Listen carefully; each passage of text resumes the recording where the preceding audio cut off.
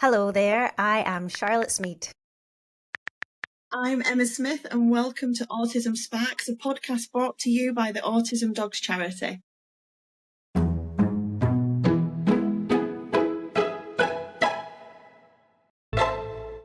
Today we are going to be discussing getting an autistic diagnosis as an adult. We have Caroline and Leanne here today to chat through their experiences. And they'd say, well, you can go to work, but why can't you do this or this? It's not just about getting a diagnosis, it's really about education, isn't it? And my mum always said, you are definitely autistic. But I said, I can't because I've got lots of empathy. I want to be a nurse. And thank you both for joining us. Now, it may come as little surprise to our listeners that the University College London last year published research suggesting between 150 and 500,000 people aged 20 to 49 may be autistic but undiagnosed. And meanwhile, 250,000 to 600,000 autistic people over the age of 50 may be undiagnosed in the UK. That is 9 in 10 of all autistic people. And it seems clear that there needs to be a better diagnosis service for adults. Now, this would normally be the point in the podcast that Emma and I would add in our own experience here. But we don't have experience of being diagnosed as an adult. So we thought we'd start this episode a little bit differently by telling you a little bit about ourselves.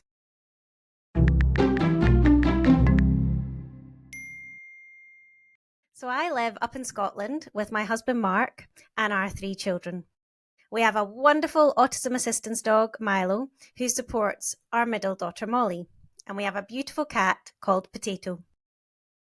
We are very fortunate to be surrounded by lots of lovely family.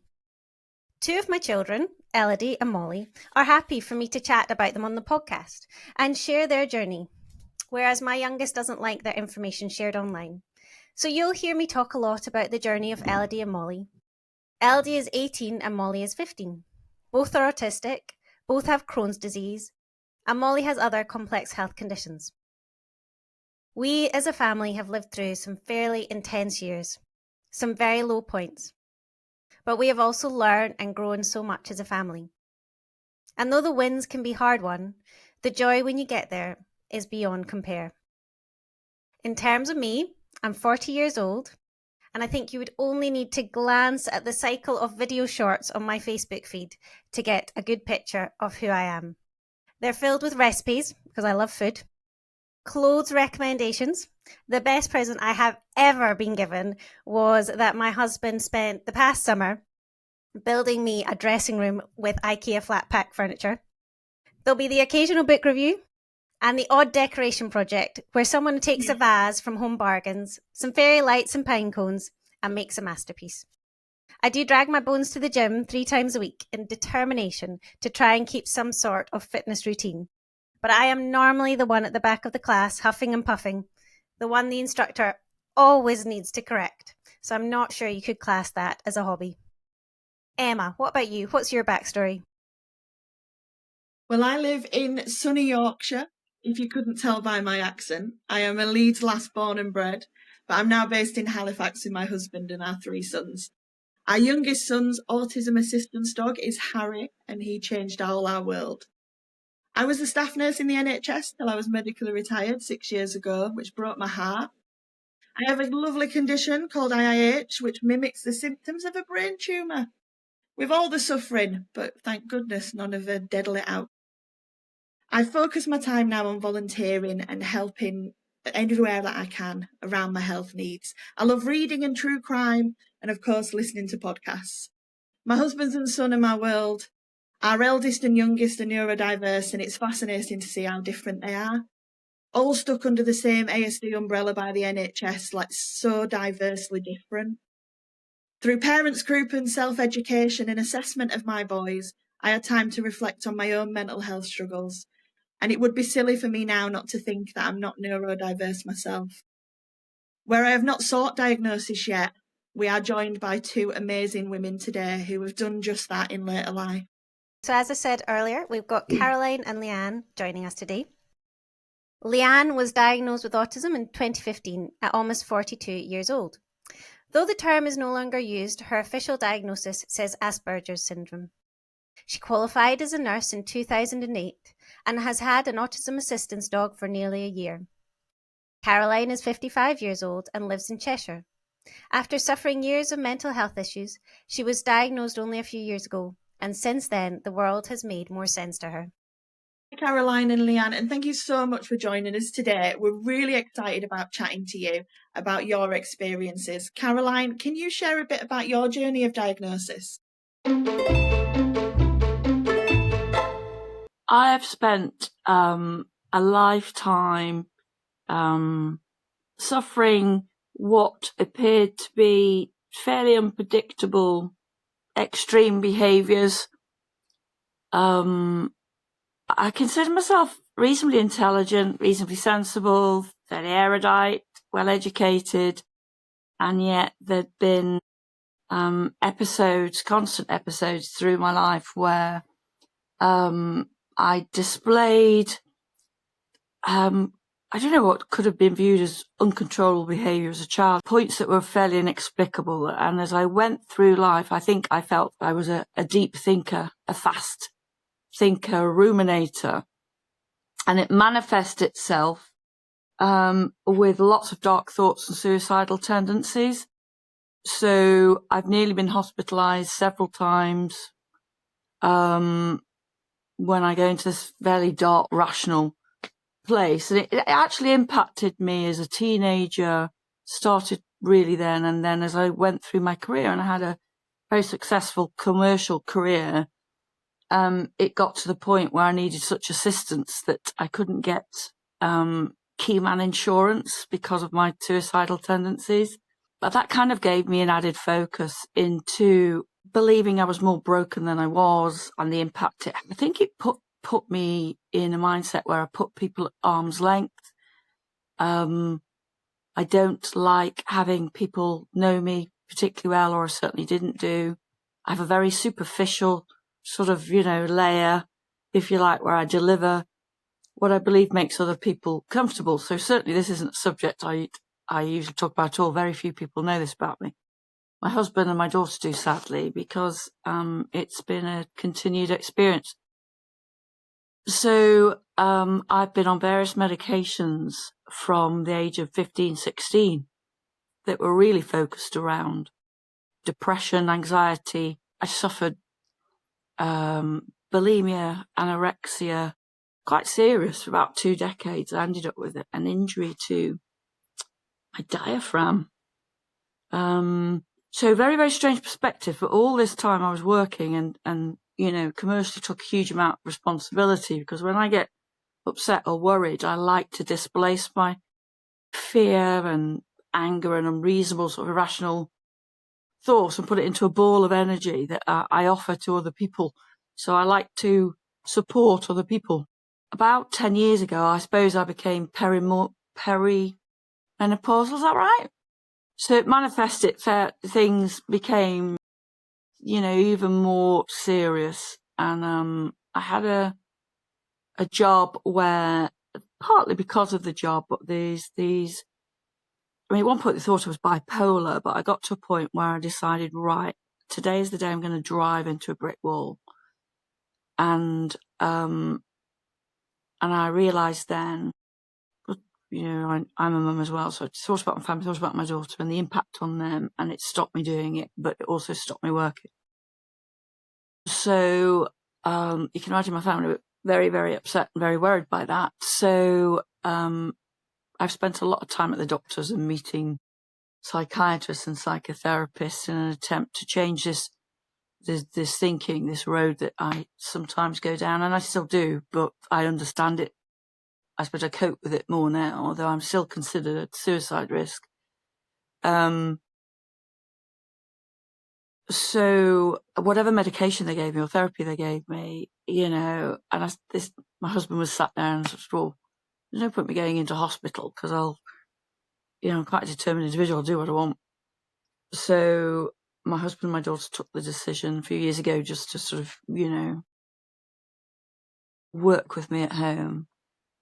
And anyway, so this continued situation, menopause came in, added another layer, and things got really quite serious about, I don't know, I have time blindness, 7 or 8 years ago.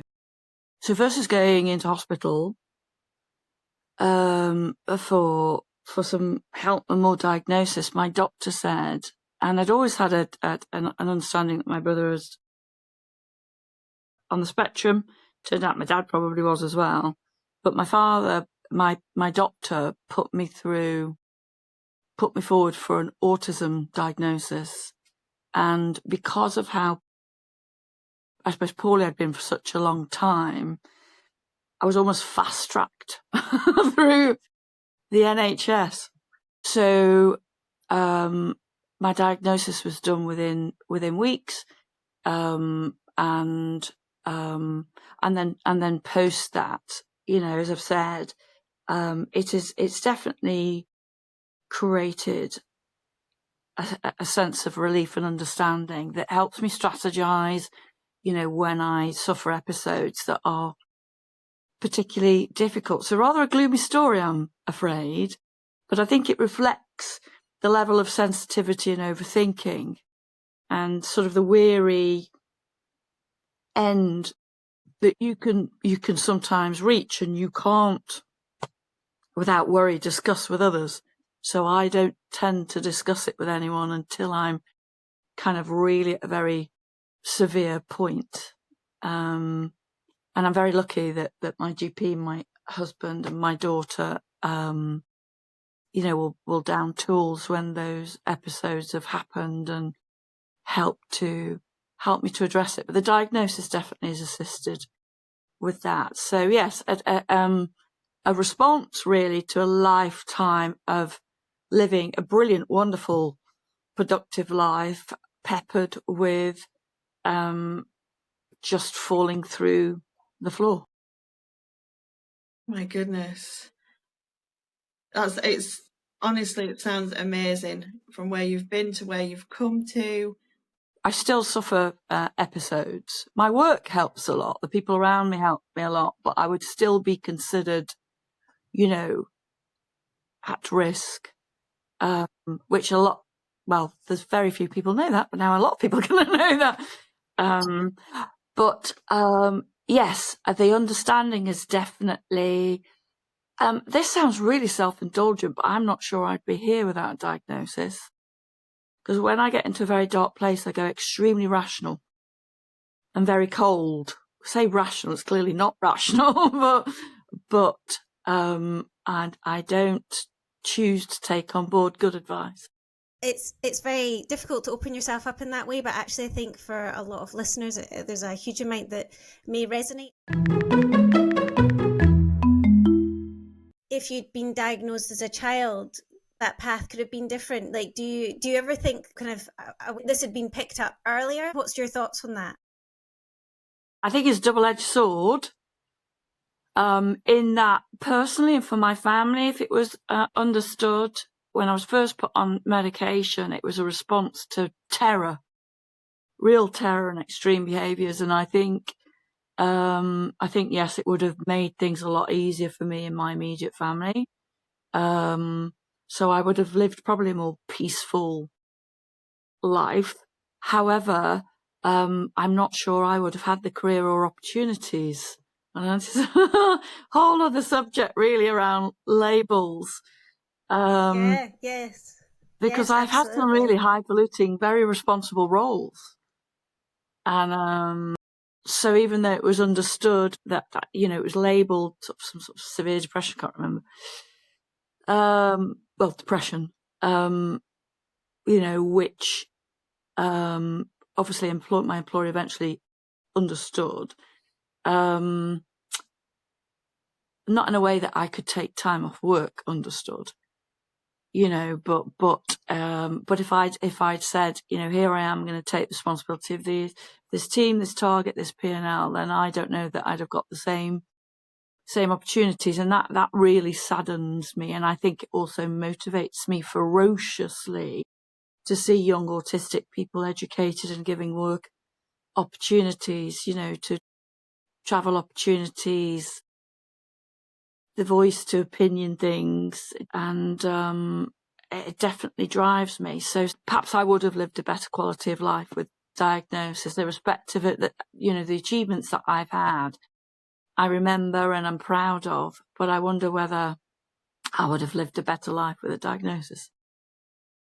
Yeah, I think it's so interesting what you've just picked up on. It's not something I had thought about, and I suppose you could do a whole podcast on that. I do think things are changing now, but it's been a long time coming and they still haven't completely changed. So I think recognizing that is so true, and it wasn't something I had thought about. That is really interesting.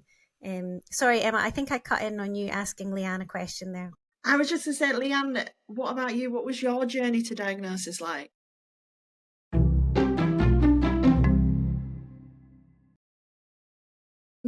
A little bit similar to Caroline's, that I had right from my teenage years and a child, periods of depression, being labelled naughty, difficult. Didn't go to school very often, secondary school, but I was very gifted at music. I used to practice 6-7 hours a day. I was meant to go to music college, but I couldn't cope with the pressure of that, so I ended up getting pregnant instead, so I didn't have to go. And my mum and dad used to foster babies, and we never kept them for more than a year or so. And that was really hard for me, all the changes. So I thought, well, this baby we can keep. Probably not the best way to have gone about it. But then I got into care work because I needed to get a job when my son went to school, and I took up paragliding and dangerous things like that. I used to take quite a lot of risks. But I always wanted to get into nursing. So my son was diagnosed the autistic spectrum when he was about 10, 11.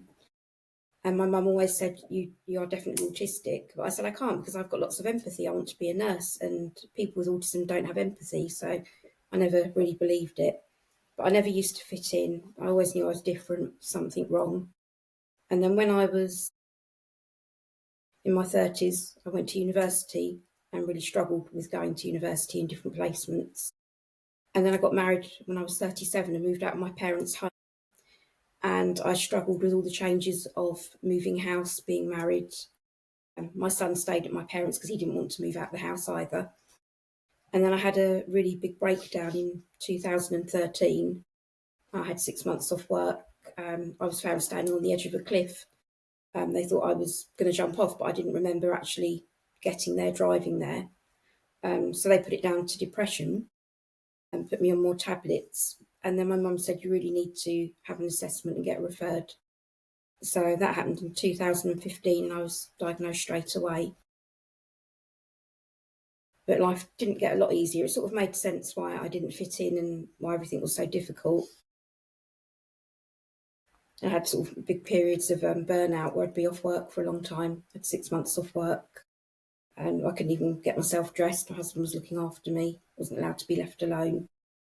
And then I had a lot of health problems, cardiac problems, breast cancer, and then another lot of cardiac problems last year, which meant I wasn't allowed to be on antidepressants or any medication anymore. So that's been quite hard. But I think it would have helped if I'd been diagnosed a long time ago, perhaps as a child. My mum always said she feels quite sad because if she'd known as a child, we would have done things a lot differently. Maybe life wouldn't have been quite so difficult.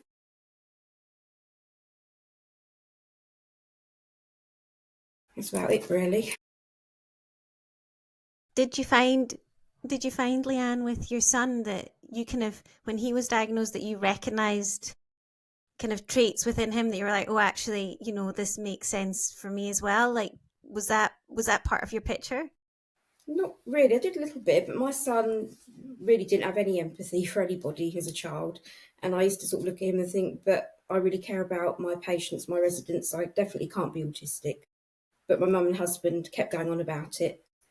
But looking back, yeah, I was probably more autistic than he is. He's also got ADHD, which I'm waiting for an assessment for as well. Yeah, but looking back right to when I was at sort of primary school, I can see it now. I do think it's a huge myth about the empathy. I have too much empathy, really. I completely understand that because both my girls are incredibly empathetic, can feel how can I describe it? Almost like they are experiencing somebody else's pain, if that makes sense. They could be, they almost take it on board themselves.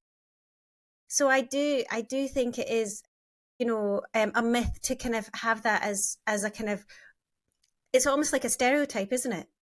Well, you've got empathy, so therefore are you autistic? But I just wanted to pick up on something both of you have said, which I think is really important, which is, it sounds like your diagnosis was really helpful, but you're both, quite clear that it's not that you don't find it really difficult now. And I think that's probably really important for people to hear. It's not like a diagnosis suddenly makes, takes away from all the difficulties and all the mental health difficulties that you're going through, if that makes sense.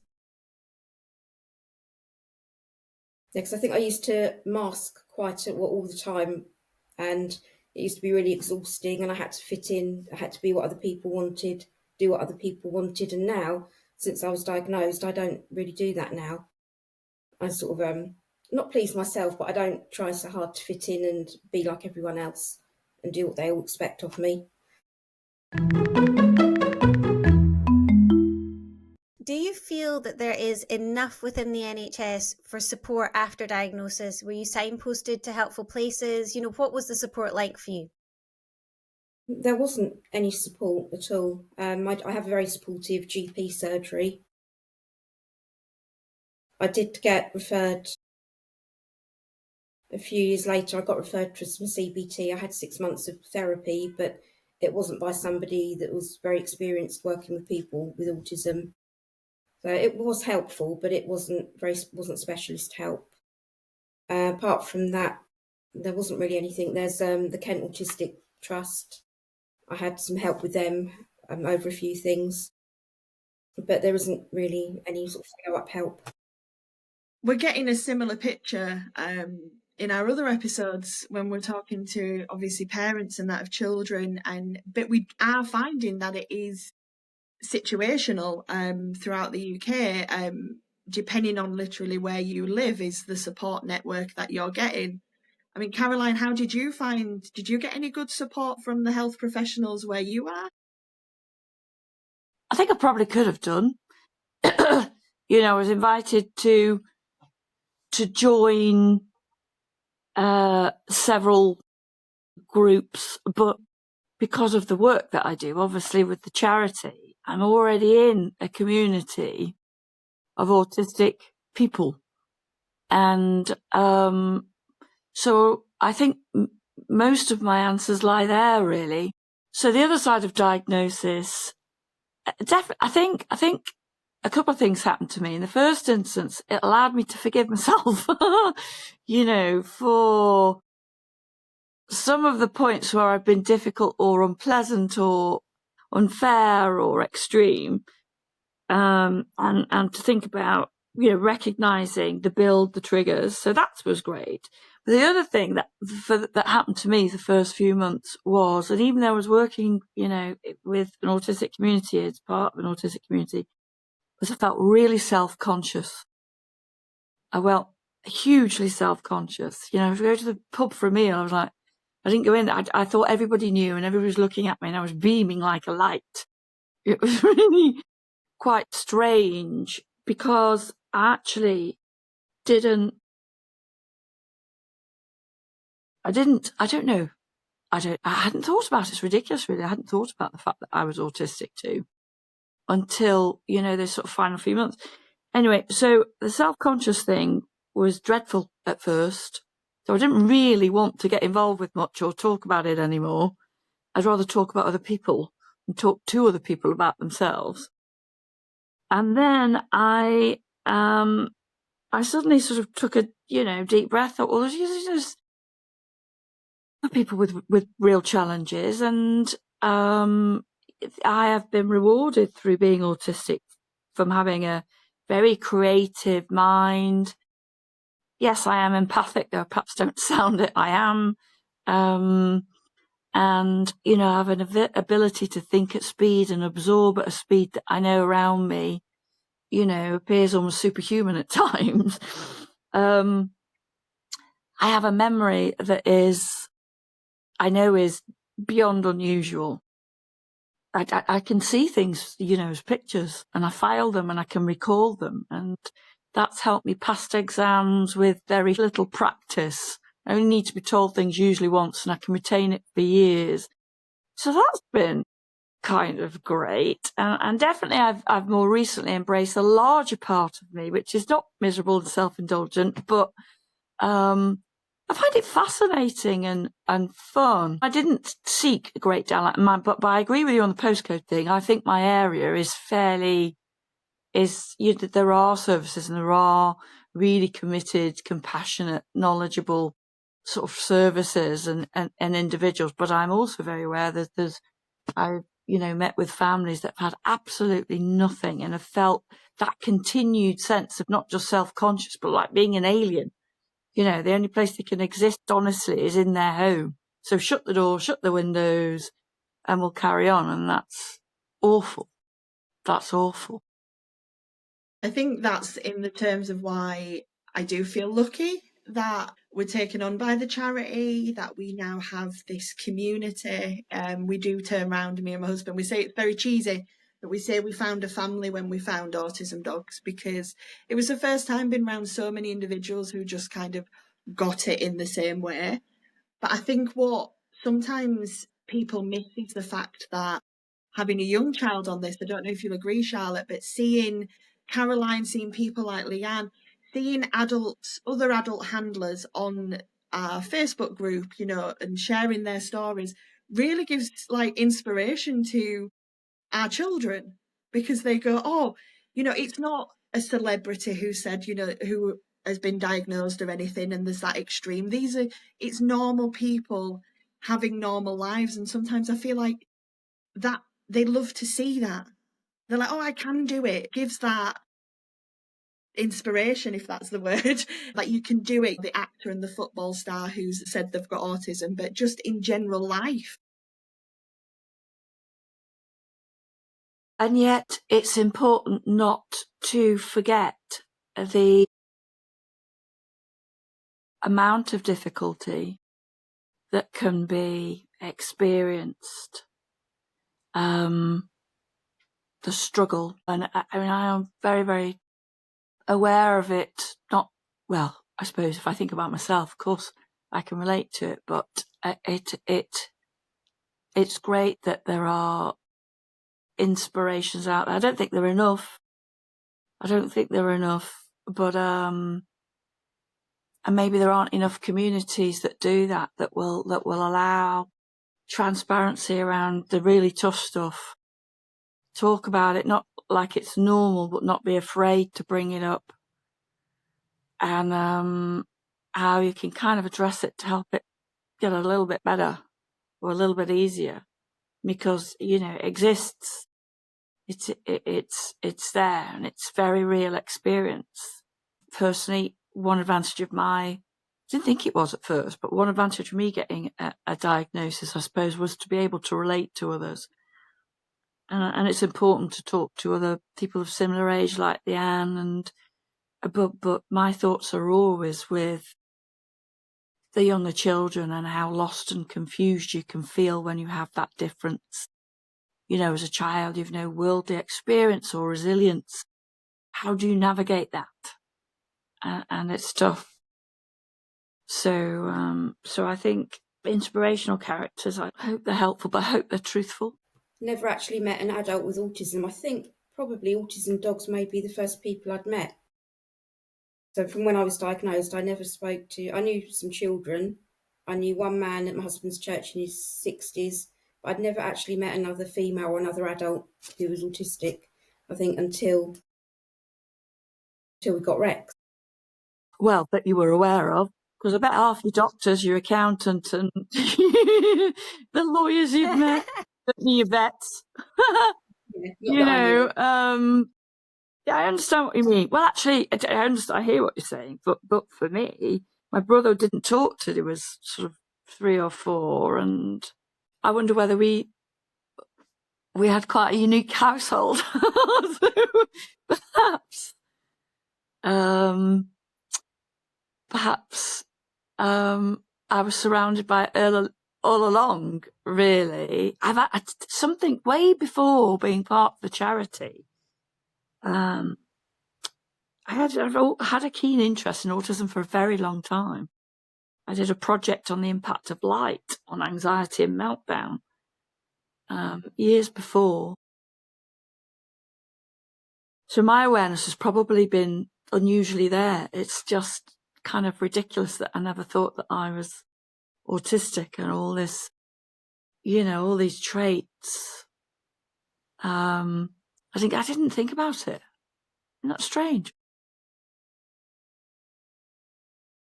Perhaps it's because I talk a lot. And yet, actually, I'm also environmentally mute. So what I do now I'm older is I will talk for 4 hours solid, and then I know I need to not speak for 6. And that's the way I balance out. Well, along with my assistance dog, obviously, that intervenes when things do get weary, and interventions even at our age, Leanne, are still important, because you're always autistic. And I have a massive challenge around, or did have before my assistance dog, with stimming, repetitive sort of self-injury, as it starts to get extreme, self-harm, particularly around my hands and my head, has been, I've always, it doesn't go. That's the way you neurologically deals with things. But of course, the diagnosis, the process is relatively new. I'm 55, and 40 years ago, 50 years ago, people weren't getting diagnosed with it. So of course there's going to be loads of adults. When I had my diagnosis, the psychiatrist said to me, I was a bit self-conscious. I'm like, what am I doing? I'm 40 something. And they said to me, the oldest person they'd put through a diagnosis was in their 70s. And this gentleman had pursued it because he called it future-proofing. So if I get to a point where I can't speak, I can't explain, or I'm showing difficult behaviours to people I want them to understand, it might not be always a dementia or something. It could be something else that requires a different approach and understanding.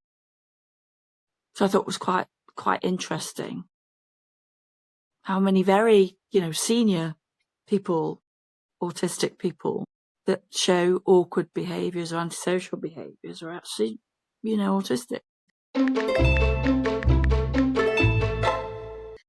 I don't think I've taken my steps any further. I think because of how I fought for my boys and the life we've set up kind of in our bubble, it means that we're already very receptive to turning around and saying, I've had enough, I'm overstimulated, and it's very easy for me to say it in this environment. But equally, I do realise that sometimes, when we're out and about, I do feel like sometimes I'm still masking, because I acknowledge that about myself now. Even when I was a nurse and things, and Leanne, you'll probably know this because you did mention burnout and things, and it's something that I suffered with, and almost like I used to refer to it of putting my nursey head on to kind of get through the day. And it's like that front that both you and Caroline just spoke of. You put this front on first that can take it all, but behind it you're still a little bit, ooh. Yeah, it's like that at work. I could run a nursing unit or a clinic, but at home, I'm like a 5-year-old sometimes. I burn the dinner, I can't concentrate. I do more now I've got Rex, but just trying to go around a supermarket or go shopping with somebody, I just couldn't do it. And they'd say, well, you can go to work, but why can't you do this or this? So because at work I'm a nurse, I put my uniform on and that's what I do. But out of my uniform, I'm just don't know what I'm doing really. I'd spend days just on my days off in my pyjamas, wouldn't do anything, wouldn't go out of the house or talk to anyone. I also think that and I say this to the youngsters, it's really, in my opinion, it's really important not to use it as a banner or a buffer. Excuse me, I'm coming through, I'm autistic. Put the red carpet out I need all these differences. Don't touch me. Don't talk to me. Give me extra steps. Give me extra this. Give me the, because that in itself can create barriers as well. I think to sort of live in balance, it's not just about getting a diagnosis. It's really about education, isn't it? And I think it has to go both ways. I think you can't just stand there like there is a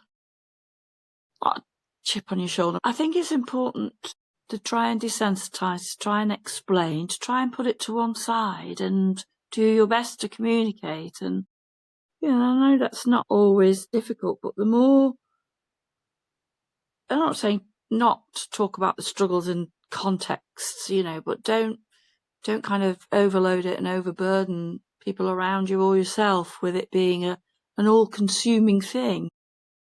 Autism shouldn't be a barrier when there's real understanding, and there are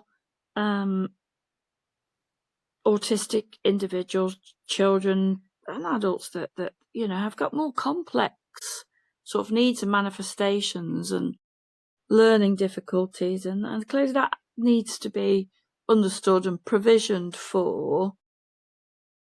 But I wish it was kind of it's okay attitude. Okay, fair enough. Right, let's do it this way. It's kind of over fuss around it. It kind of puts things in two halves. And I don't think all the autistic community should be weary or wary of the neurotypical people, and neurotypical shouldn't be weary or wary by someone being autistic. It should just be okay, fair enough, let's try it this way. A philosophy I do try and pursue. My husband will often say to me, "Oh, I forget you're autistic," and actually my gut feeling is, how rude. He's constantly going on about his bad hips and his bad leg and his bad, but I quickly think, well, okay, because I just want you to see me as Caroline. What he talks about is when there's a tough point, you need to kind of step back. He assumes that I will have a go-get-em attitude over everything, and sometimes I can't bring it. Sometimes I just can't bring it. And, I just need a bit of space to get that sorted and kind of rebalanced.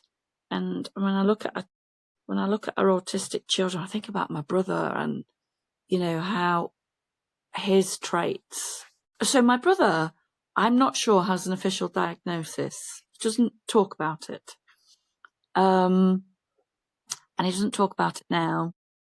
However, as children, my parents were brought into school and said, right, he's retarded. He walked to the school on the curb, he couldn't look you in the eye, and he'd screech and wring his hands and bite all the skin off around his hands, and he wasn't creative and he rarely spoke, but he'd stare at the floor, and very intense. I think there's an intensity about people that are autistic. Even when they're not loud, I think you can tell. And of course he went on to study at Oxford and Cambridge for mathematics, became a banker, very successful individual, and he's a fantastic finance director and hedge funder because numbers are his entire life, and it's very black and white about very, very rigid thinker, but the way he experienced the world was so stereotypical. Everything about him was very obvious, and we were all very aware of that, as we grew up. Perhaps that's why I never thought about it as me, because his traits were so obvious, and I think he chooses not to have the label or confirm the label. I think he has done for a very long time. But even as adults, you'll find the two of us sat quiet. If we were to a function, if we actually manage to make it, because of course we're not very short most of the time, but when we do, we still sit quietly together up a corner. Did you at my daughter's wedding? They're all cutting the cake and having first dance, and me and my brother were sat up a corner. We'd reverted back to this childhood behaviour. Is it a big thing? Yes. Should it be? Not really. If it's understood properly, I wish it was more normal for our children and children's children. I think it was an easier thing when you're talking about that, whether it's a great postcode or a bad postcode, or, you know, where there's education and services, that things like that make me feel sad. And now apparently there is a fashion, there is a trend to have an autism diagnosis amongst young people. It's cool to be difficult or quirky.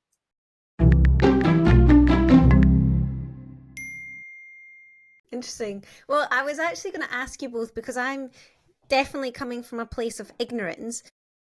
So I understand the system that's in place if a child is being diagnosed. You know, routinely it's through CAMS, and there's a specialist team, there is assessment that's completed, and then you're given a debrief. So in terms of adults, what is the actual, is there like a process that is quite uniform around, you know, or is it that there's different depending on what areas? Could you go to your GP and say, I think I might be autistic as an adult, and they kind of say, oh sorry, I'm not sure what to do with that information? What is set up that, like, for actual the process of being diagnosed? Well, I went to my GP and said I think I might be on the autistic spectrum. I think she asked me, did a questionnaire or something, and then did the referral, and I had the assessment within, I think it was a few months, and it was not with the NHS, it was like with a private company that sent it to. I had the assessment, went with my mum, took, I think about 3 or 4 hours we were there for. And then at the end of that, he said, I think you definitely are. And then did the report. So it all happened really quickly. I know with the ADHD one, I could be waiting a couple of years for that referral, for that assessment. But the autism one was very quick. That's where we live. Well, what do you know why there's a difference between autism and ADHD? Is it just a longer waiting list? I think so. GP just said it could take up to a couple of years. I'm not sure. I've only just recently been diagnosed. Don't know what's happened with that referral yet. Yeah.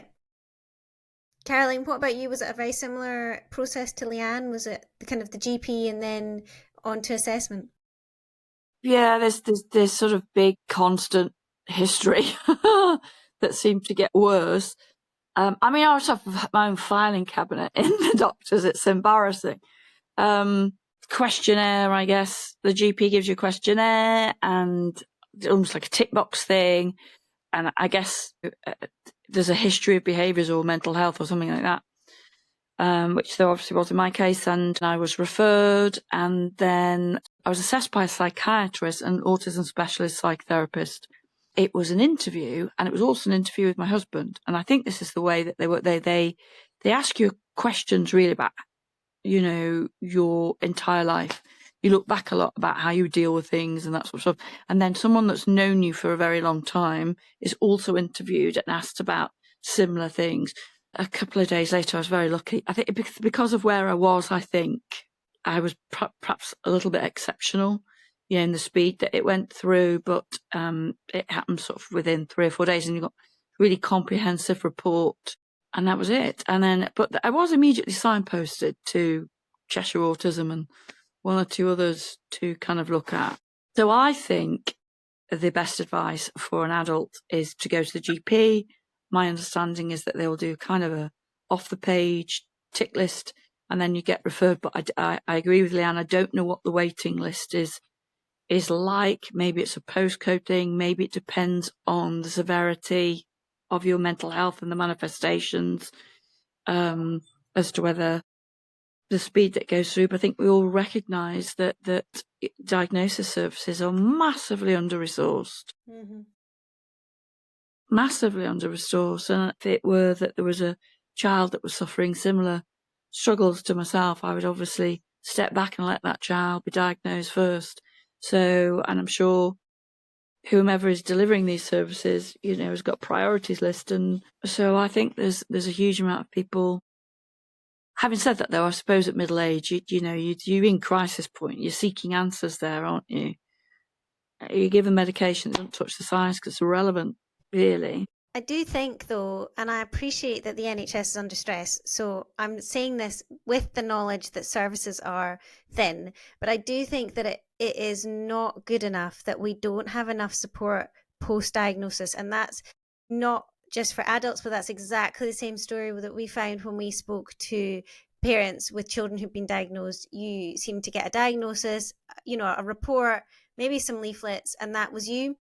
And I think, especially for adults, there needs to be a level of unpacking. What does that mean? What does that look like for you?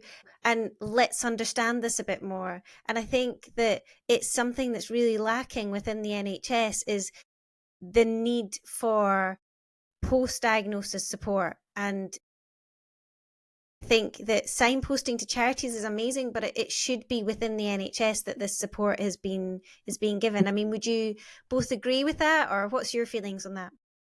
I just got referred to the adult mental health team, which are, very good, very helpful. But like my clinical psychologist at the moment, he said he's not a specialist in autism. He's worked with a few people, but he does try to understand. But there isn't actually any specialist mental health support specifically for people with autism. Even when I was in the hospital for 2 months. I think that the services are woefully lacking. I certainly would never criticise the NHS because I think all those that work for the NHS, because people like Leanne and Emma, amazing, wonderful, committed, very special people, it's not their fault that they're underfunded. It is a political issue.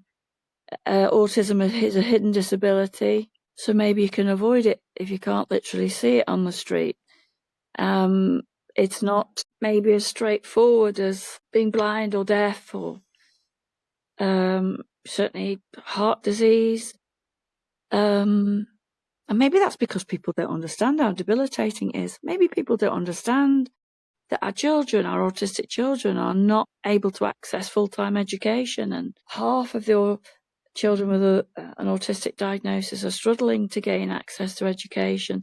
20% of autistic adults are in meaningful full-time employment. The remainder aren't.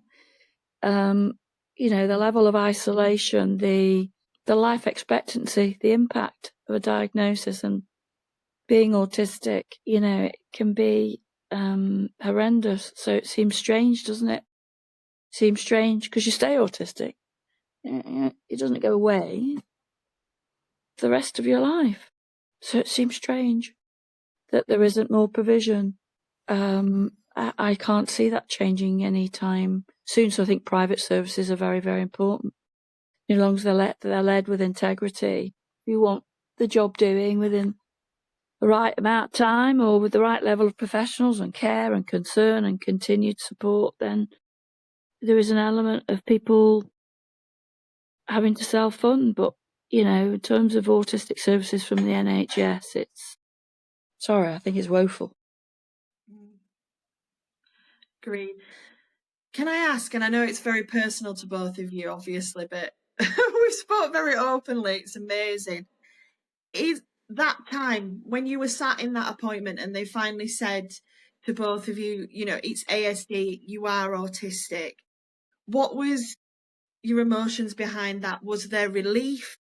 Was there, well, I already knew that, nothing's changed? Or, did, like Caroline, you spoke about like some of the behaviours you struggled with and that, it's almost like, did you forgive yourself for them? Because you seem to blame, a lot of blame. Yeah, carried a lot of guilt, a lot of blame. Well, I got my diagnosis through the post a couple of days later.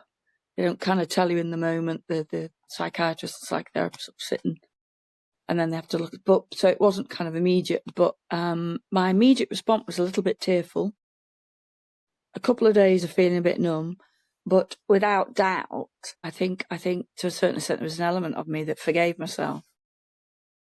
So yeah, an overwhelming sense of relief, but also distance from my neurotypical husband. Leanne, how did you feel? I think we got told in the appointment, we got the follow-up, the report, the big 20-page report. But I remember going home and we told my husband, Mum came with me, and it was a big relief. And I said to him, I'm not just being awkward and difficult. It's not just me being horrible. Because, like, for example, we'd go out went to Canterbury for a meal. So we'd walk around the restaurants, we'd open the door and say, can't go in that one. And we'd get to the 10th restaurant and my husband would say, right, that's it, I've had enough, we'll go home and eat. Because one would smell, one was too bright, one was too noisy. I just couldn't just walk in there. And so it was really difficult for him. So I did feel relief. But then I thought I don't want to use it as an excuse for being difficult. But I was very relieved and thought it does make sense, right back to when I was very small and sort of walking out of school when I was 5, 6 years old because it was too noisy and I didn't like it. So I was relieved. But then I told my employer, and that was the biggest mistake I could have made, because I'd had worked for the NHS and in the same job since 2008, and I loved my job. And then I went and spoke with the managers and said, just to let you know. And then they made my life really difficult. I couldn't get a promotion because somebody overheard them saying, well, she couldn't do a band 6 job. She wouldn't have the people skills, would she? She's got Asperger's. So I couldn't get a promotion, things like that. Long story, I ended up leaving the NHS. But it was, so when I got my next job, it was probably, I think it was about a year before I actually said to the manager, can I have a chat privately? And she said, I was really worried. I thought you was going to say your cancer was back. I said, no, just to let you know, I'm on the autistic spectrum. And she said, oh, well, that's fine. And she was okay with that. And it was such a relief. But the first time round, I walked up the corridor one day and a colleague said, oh, yeah, I've heard about you and your Asperger's, in the middle of a crowded waiting room corridor with patients sitting outside. And I was absolutely horrified. I can't say much more about it, but it was, that was probably one thing I wish I hadn't done, was just kept it to myself at work. My actual immediate team that I worked with were brilliant. They were really supportive, always have been, even before that. So that part wasn't good, but the actual sort of fact was better. I think just from hearing you both speaking today, I feel like there definitely does need to be a podcast on labeling and the way that people can I don't know, how do I even want to say this? It's almost like people have stereotypes in their mind and then apply that when they hear autism or autistic individual, and you take some, it sounds, Caroline, like you'd taken on some of that as well yourself, that kind of dismantling that and the difficulties with dismantling that. It's pretty huge to kind of go about that, but it just feels so wrong to me that you explaining that to an employer would result in negative behavior. It just, every part of like me that feels injustice is just bristling right now. Luckily, my family are very understanding. My husband was very understanding. He said it all sort of makes sense now because he's known me for about 20 years anyway. And then the best thing that happened was I got Rex. So I wouldn't have got him if I hadn't had the diagnosis.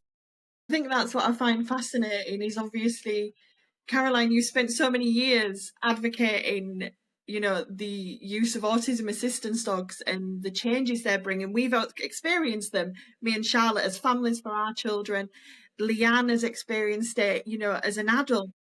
And then to see you put the post out to say, I now have George. So when I came out of hospital last year, after 2 months, I could just about walk up the stairs. But now I walk for 2 hours every day, plus probably another hour running around the garden with Rex. 3 hours. Yeah. No, about 3 hours exercise a day. It's made a big difference. Then, so I'm guessing we're coming to the end. One of the final questions to you both is about advice you would give to others. And what advice would you give to listeners who are wondering if they're autistic and should go for diagnosis? Speak with your GP and an understanding GP and just get some help. I also phoned National Autistic Society a few times. They got a helpline, I think. And so I chatted to a few people before I went to the GP. Yeah, thank you very much for both for your time today. I have actually, I feel like I've learned quite a lot and been quite inspired by both. I really want to thank you for sharing your stories because I think they will help other people. They've definitely opened my eyes in a variety of different ways. And one of the things that has really stuck with me is it sounds like there's a lot of positivity in diagnosis, but I think, Caroline, you kind of called it, there's kind of a tension there where being an autistic individual has a lot of positives or can be empowering, but actually it needs to be weighed against all the challenges and all the difficulties. People do need to understand that, and there needs to be education around that because it's unseen.